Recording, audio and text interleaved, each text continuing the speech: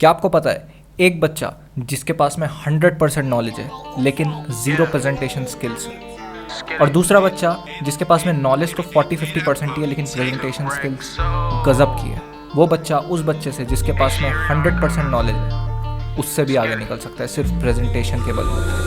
It's lit. Just take a look at the drip. You boys don't get flyer than this. Roll a dope, yeah, I'm high as a bitch. तो आज के इस video में वो सारी important चीज़ें मैं डिस्कस करने वाला हूँ। बिल्कुल भी इस वीडियो को मिस मत करना, क्योंकि एक एक बात इस वीडियो का आपका गेम चेंजर हो सकता है। आपको ऐसी ऐसी इंपॉर्टेंट चीज़ मैं बताने वाला हूँ पेपर प्रेजेंटेशन से रिलेटेड, जिससे कि आपका 10 से 15 नंबर ऐसे ही इंक्रीज़ हो जाएगा बिना नॉलेज के। एंड ऐसा होते हुए लिटरली मैंने अपने आंखों से देखा है। वो बच्चे मेरे क्लास में जिनके पास में बहुत अच्छी नॉलेज हुआ करती थी, वो भी एग्ज़ाम्स में पीछे रह गए क्योंकि उनकी हैंडराइटिंग बेकार होती थी, नीटनेस नहीं होती थी और प्रॉपरली उनको प्रेजेंट करना आता नहीं था। तो ये प्रेजेंटेशन स्किल आप ऐसे ही 5 से 10 मिनट में इस वीडियो के बाद में सीख जाओगे। अब काफ़ी सारे बच्चों को एक चीज़ पता नहीं होती कि जब आप सीबीएसई का एग्ज़ाम देने जाते हो एंड आपको आपका पेपर मिलता है आंसर शीट, उसमें आपको ओएमआर के गोले भरने होते। एंड मैंने अपने रूम के अंदर में ही इतने सारे बच्चों को देखा है कि वो गलत फिल कर देते हैं। पेन से जब वो फिल करते हैं तो गलत हो जाता है एंड देन वो फिर पैनिक मोड में आ जाते हैं उस सिचुएशन में। आप सोच के देखो, बोर्ड का एग्ज़ाम है, आप एग्ज़ाम सेंटर में बैठे हुए हो, ऐसे ही इतना हाई प्रेशर है, ऊपर से एक मिस्टेक हो जाए जिसमें कि आप ओएमआर गलत भर दिए हो, अपना नाम रोल नंबर, तो सोचो कितना ज़्यादा पैनिक क्रिएट हो जाता है एग्ज़ाम हॉल के अंदर में। तो ये सारी छोटी छोटी चीज़ों से ही हमें बचना है। नॉलेज की कमी नहीं होती, नॉलेज सबके पास होता है, लेकिन ऐसी छोटी छोटी चीज़ों के कारण ही एग्ज़ाम ख़राब हो जाता है एट दी एंड। तो इसका सबसे बढ़िया सोल्यूशन क्या है कि पेंसिल लो, पेंसिल से डॉट बना लो जितने भी गोले हैं, एंड एक बार वापस से क्रॉस चेक कर लो कि क्या मैंने सारे के सारे गोले ढंग से भरे कि नहीं। फिर उसके बाद में उसको ढंग से वापस पेन से फिल कर दो। Simple solution. तो बिना टाइम वेस्ट करते हुए चलते हैं सीधा पेपर के अंदर में, एंड मैं आपको बताता हूँ कि कौन कौन सी चीज़ों का आपको सबसे ज़्यादा ध्यान रखना है। एक भी पॉइंट बिल्कुल भी गलती से भी मिस मत करना। ऐसी कुछ चीज़ें हो सकती है जो तुम्हें ऑलरेडी आती हो, एंड ऐसी बहुत सारी इंपॉर्टेंट चीज़ हो सकती है जो तुम्हें अभी तक नहीं पता हो, और इस वीडियो के बाद उसको करना तुम्हें शुरू कर देना है। सैम्पल पेपर में उन चीज़ों को इम्प्लीमेंट करना है जितना भी सैम्पल पेपर दोगे, एंड उसी हिसाब से प्रॉपर्ली प्रैक्टिस करते हुए चलना है ताकि एग्ज़ाम में हमारी बेस्ट परफॉर्मेंस हो सके। तो एक चीज़ मैं प्रॉपर्ली बता देता हूँ कि काफ़ी सारे पॉइंट्स आपके साथ में मैं डिस्कस करने वाला हूँ। कुछ पॉइंट्स ऐसे हो सकता है जो आपको लगे कि आपको ऑलरेडी आते हों, तो स्किप बिल्कुल मत करना। तो हो सकता है कुछ ऐसे इंपॉर्टेंट पॉइंट्स आपसे मिस हो जाए और फिर आप बाद में मेरे को मत बोलना कि भैया आपने तो बताया नहीं था। तो बेसिक चीज़ों से स्टार्ट करते हैं। सबसे पहले कोई भी सेक्शन है तो ऊपर बड़ा बड़ा सेक्शन लिख देना और नया सेक्शन स्टार्ट करते हुए नए पेज से करना है, ठीक है। सेकंड चीज़ आती है कि मार्जिन बनाना है। अब ज़्यादातर लोग आपको ये बोलते हैं कि एक साइड मार्जिन बनाओ, लेकिन मैं हमेशा रिकमेंड करता हूँ और मैं भी यही करता हूँ कि मैं दोनों साइड मार्जिन बनाता हूँ। इससे जो paper presentation and beauty next level पे पहुँच जाता है। नेक्स्ट बेसिक सी पॉइंट आती है कि अपने को पेज नंबर डालना है, और पेज नंबर भी स्मार्टली डालना है, सारे पेजेस में नहीं डालना। जैसे कि सिर्फ ऑड पेजेस की अपने को नंबरिंग करनी है, तो जैसे इसमें फर्स्ट लिख दिया तो यहाँ सेकंड अपने को नहीं लिखना, डायरेक्ट अगले पेज में जाके 3 लिखना है। इससे क्या होता है, इससे भी काफ़ी अच्छा इम्पैक्ट पड़ता है एग्जामिनर के दिमाग में। अब नेक्स्ट पॉइंट आता है कि जब भी आप आंसर्स लिखो तो आपको ऐसे 1 नहीं लिखना है, ऐसे एरोज नहीं बनाने।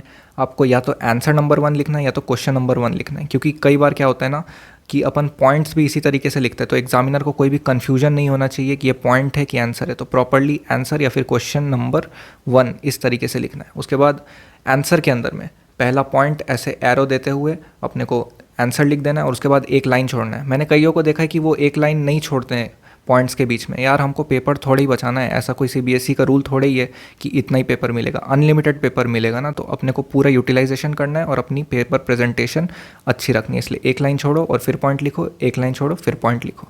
जैसे ही आंसर कंप्लीट होता है लाइन बनाना है। सब लोग ये करते ही आ रहे होंगे, जो नहीं करता है प्लीज़ लाइन बनाया करो, बहुत सुंदर दिखने लगता है पेपर।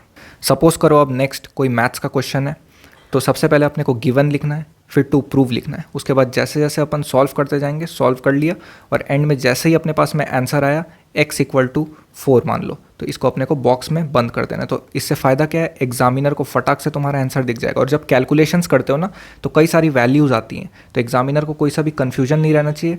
यहाँ पर तुम x = 4 है तो इसको बॉक्स बना दो, तो वो समझ जाएगा यही फाइनल आंसर है और वो सीधा राइट मार के आगे निकल जाएगा। नेक्स्ट पॉइंट आता है कि कोई थ्योरेटिकल आंसर से, सपोज करो एसएसटी का हो गया, साइंस का हो गया, तो उसमें अपने को क्या करना है, अपने को सीधा आंसर लिखने से पहले उस पॉइंट की हेडिंग लिखनी है, जैसे top political leaders were arrested. अब इस हेडिंग को लिख के इसको अंडरलाइन करना है और फिर इसको एक्सप्लेन करना है। तो एग्जामिनर ज़्यादातर केस में ना आपका जो आंसर है उसको पढ़ेगा ही नहीं, सीधा ये हेडिंग पढ़ेगा और इसको टिक मार के सीधा आपको 3 में से 3 दे के आगे बढ़ जाएगा। नेक्स्ट पॉइंट आता है, आपसे कोई डेफिनेटली गलतियां होती है तो सिंगल कट करो। ऐसा नहीं कि ये ऐसे ऐसे गोदागादी कर रहे हैं, ये सारी काम नहीं करनी, सिंगल कट मारो और आगे बढ़ो। नेक्स्ट चीज़ आती है कि मान लो कोई पूरा का पूरा आंसर ही गलत कर दिया, या मान लो मैंने कोई आंसर लिखा है तो उसको भी सिर्फ सिंगल कट मारो और आगे बढ़ जाओ। ऐसा नहीं कि गोद रहे हैं, इस टाइप की हरकतें नहीं करनी है पेपर में।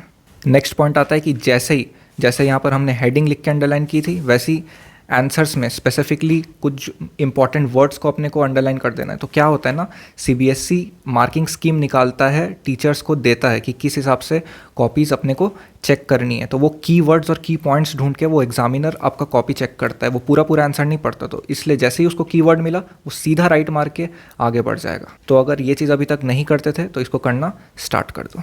नेक्स्ट पॉइंट आता है, बहुत बेसिक सा है लेकिन फिर कई बच्चे गलती करते हैं। कई बच्चों को मैंने देखा है पेन से डायग्राम बना देते हैं, नंबर कट जाते हैं। तो पेंसिल से डायग्राम बनाना है, मैप वर्क भी अपने को पेंसिल से ही करना है और प्रॉपर्ली पेंसिल से जो बोला जाए ऐसे मार्क करके लेबल कर देना है। नेक्स्ट चीज़ आती है साइंस एंड एसएसटी या फिर थ्योरेटिकल पार्ट में, कि कोई भी अपने को एक्सप्लेन करने के लिए कुछ भी चीज़ दी हुई है, अगर अपने को उसका एग्जांपल पता है, पूछा हो या ना पूछा हो, उसका एग्जांपल लिख दो। बहुत इंपॉर्टेंट है, बहुत अच्छा इम्पैक्ट पड़ता है एग्जामिनर के दिमाग में अगर तुम एक एग्जाम्पल हर क्वेश्चन के साथ में इंक्लूड करते हो तो। अब ये लास्ट पॉइंट है, ये शायद काफ़ी लोग करते होंगे या काफ़ी लोग नहीं करते होंगे। हमारे स्कूल से स्पेशली बताया गया था कि जैसे ही पेपर कंप्लीट होता है लाइन खींचो और कंप्लीटेड लिख के अपना साइन कर दो, ताकि कोई भी घपला होने के चांसेस ना रहे। एग्जामिनर को पता चल जाए कि आपने यहीं तक लिखा है और आपका पेपर एंड हो चुका है। कौन कौन ये काम करता है मुझे कमेंट्स में ज़रूर बताओ।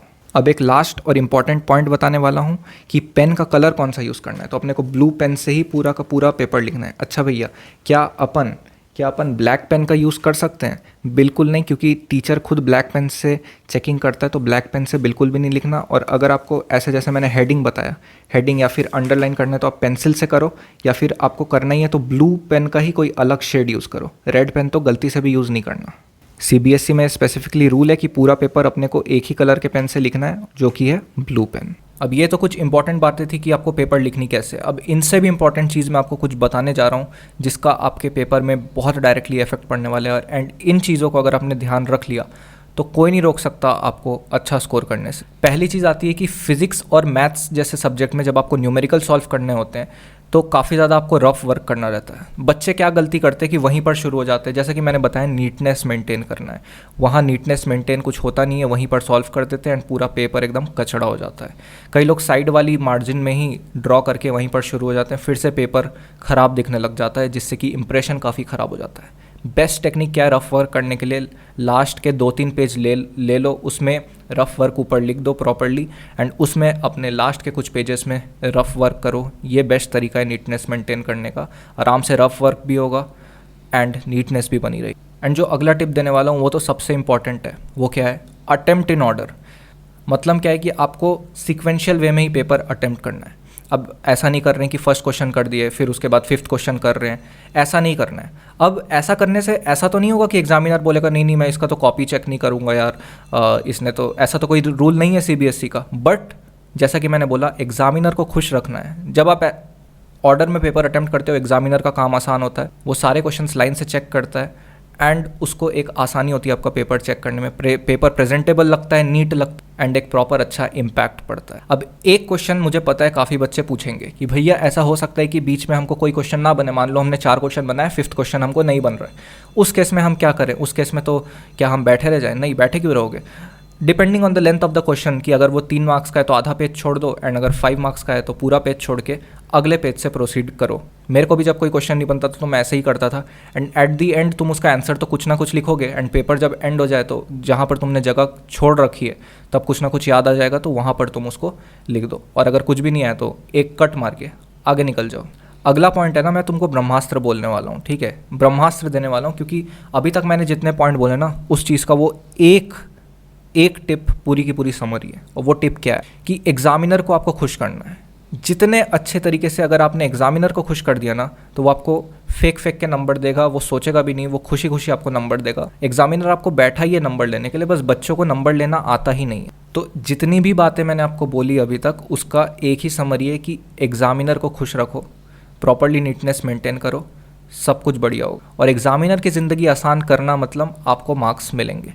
जितना आप उसको परेशान करोगे, जितना आप उसको एक डिफ़िकल्ट पोजीशन पे डालोगे आपका पेपर चेक करने में, वो उतना ज़्यादा और गुस्सा आएगा और उतना ज़्यादा आपके नंबर काटेगा। कई बार ऐसा होता है ना कि एक बच्चा जिसके पास नॉलेज बहुत है, उसने लिखा भी सब कुछ एकदम पैराग्राफ में एक के बाद एक सब कुछ लिख डाला है, बट ऐसा होता है कि इतनी गंदी होती है उसकी कॉपी कि एग्जामिनर को अच्छा ही नहीं लगता चेक करने में। वो सोचता है ये बच्चा ही बेकार है, उसके सारे नंबर काट देता है।